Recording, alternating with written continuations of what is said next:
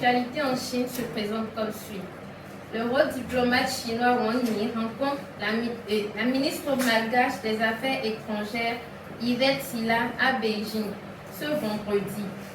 La République populaire de la Chine déclare avoir la volonté de travailler avec Madagascar pour approfondir la coopération mutuellement bénéfique des amitiés avec les peuples et ouvrir de nouvelles perspectives pour les relations bilatérales. Elle salue grandement l'adhésion du Madagascar au principe d'une seule Chine et soutient fermement Madagascar dans la sauvegarde de sa souveraineté nationale, de son indépendance et de son intégrité territoriale, ainsi que dans l'exploration d'une voie de développement adaptée à ses propres conditions nationales. Merci, honorable DS, merci, honorable délégué.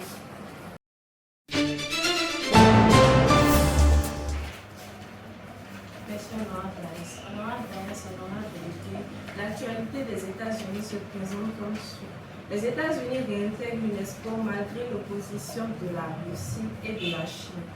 Washington avait quitté l'UNESCO en octobre 2017 en dénonçant les partis pris anti-israéliens persistants de cette institution.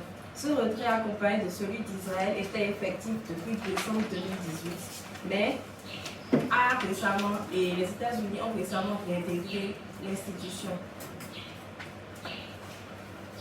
132 États ont voté pour le retour de l'Amérique, 15 se sont abstenus et 10 s'y sont opposés, dont l'Iran, la Syrie, la Chine, la Corée du Nord et surtout la Russie.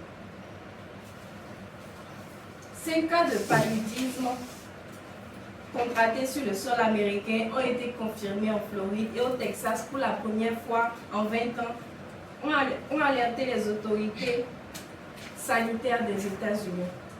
La discrimination positive à l'université, c'est fini aux États-Unis. Il n'y aura plus de discrimination politique concernant l'éducation. Merci, honorable DS. La déléguée a fini de présentation actuelle.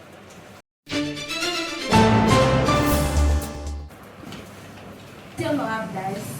Honorable Daes, honorable délégué, l'actualité en France se présente comme suit.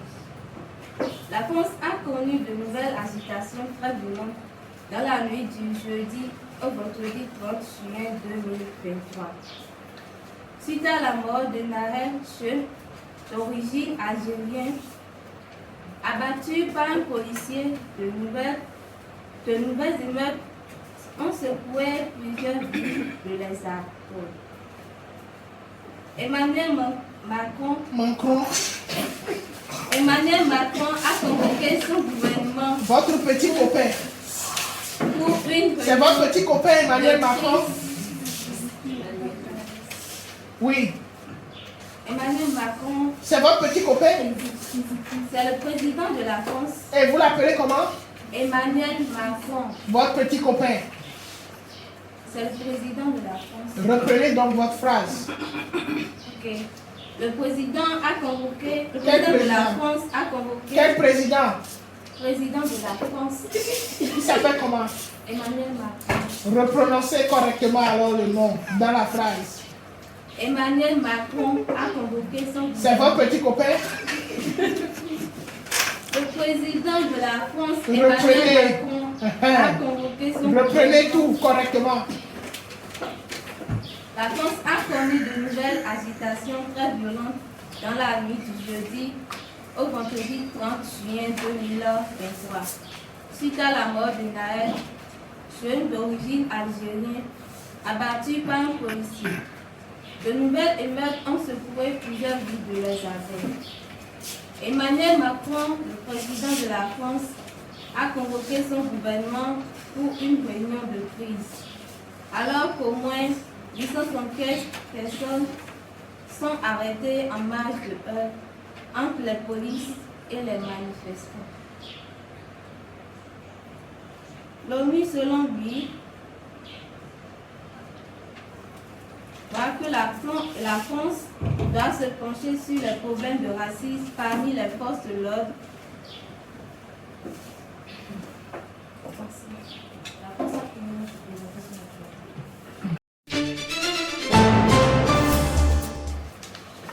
Vous avez Honorable délégué, honorable Daes, l'actualité de la Suisse se présente comme suit. La conseillère fédérale Elisabeth Bloch-Schneider sera en Pologne et en Slovaquie les 5 et 6 juillet pour une visite de travail. Dans ces pays voisins de l'Ukraine, qui ont accueilli un grand nombre de personnes fuyant la guerre, la conseillère fédérale visitera différents projets d'aide aux réfugiés d'Ukraine cofinancés par la Suisse. Le voyage sera consacré à des discussions avec des autorités, des organisations internationales et des ONG sur la manière dont les deux pays gèrent l'accueil des nombreuses personnes d'Ukraine en quête de protection. Il sera également question du soutien de la Suisse à des États membres de l'Union européenne particulièrement touchés par le conflit en Ukraine. En Pologne, le 5 juillet, la conseillère fédérale visitera un projet de l'UNICEF. En Slovaquie, le 6 juillet, la conseillère fédérale visitera le centre humanitaire de Kapsikovo, où sont hébergées près de 1000 personnes réfugiées d'Ukraine.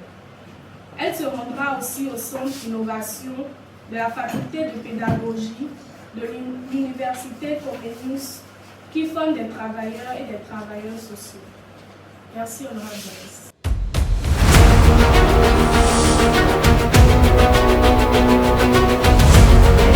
Une opération qui est en train de se faire en Ukraine, mais on ne sait pas si à la fin de cette opération, l'Ukraine va effectivement reconquérir les territoires de son.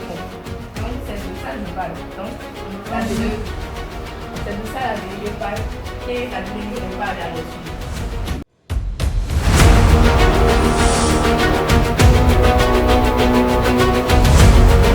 Leur comportement, puisque une motion a été prise tout à l'heure disant que la déléguée américaine puisse présenter ses excuses et soit reconduite à son siège. Mais ils ont voté contre. En même temps, la déléguée suisse a recréé une autre motion pour que cette même déléguée soit reconduite purement et simplement à son siège. Mais ils ont encore voté contre. Qu'est-ce qu'ils veulent réellement? Merci, honorable Daes. Suisse. Merci, honorable Daes. La Suisse aimerait dire à la Chine qu'elle n'a pas demandé aux États-Unis de présenter ses excuses, mais juste de déclarer son incompétence. Maintenant, la Suisse aimerait demander à la déléguée états-unienne ce qu'elle veut finalement, puisqu'on a levé une motion pour qu'elle déclare son incompétence, mais celle-ci a voté contre. Et maintenant qu'on lève une motion également pour qu'elle aille rejoindre son siège, elle vote contre encore. La déléguée suisse aimerait savoir ce que la déléguée des États-Unis souhaite réellement. Ghana. Le Ghana voudrait répondre à la Chine en disant que la question du Daes était pertinente et nous voulons avoir la réponse. Le Ghana souhaite avoir la réponse et voici, ce sont les raisons pour lesquelles le Ghana a voté contre la motion.